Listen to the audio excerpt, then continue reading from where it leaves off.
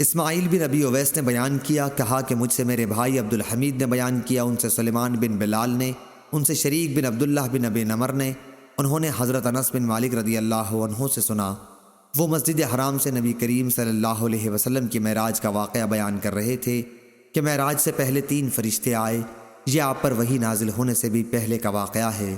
اس وقت آپ مسجد حرام میں 2 آدمیوں حضرت حمزہ اور جعفر بن ابی طالب کے درمیان سو رہے تھے۔ ایک فرشتے نے پوچھا، وہ کون ہیں جن کو لے جانے کا حکم ہے؟ دوسرے نے کہا کہ وہ درمیان والے ہیں، وہی سب سے بہتر ہے۔ تیسرے نے کہا کہ پھر جو سب سے بہتر ہیں انہیں ساتھ لے چلو۔ اس رات صرف اتنا ہی واقعہ ہو کر رہ گیا، پھر آپ نے انہیں نہیں دیکھا، لیکن فرشتے ایک اور رات میں آئے اور آپ دل کی نگاہ سے دیکھتے تھے، اور آپ کی آنکھیں سوتی تھیں پر دل نہیں سوتا تھا، اور تمام انبیاء کی یہی کیفیت ہوتی ہے کہ جب ان کی آنکھیں سوتی ہیں تو دل اس وقت بھی بیدار ہوتا ہے۔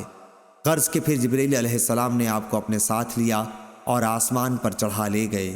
صحیح بخاری حدیث نمبر 3570۔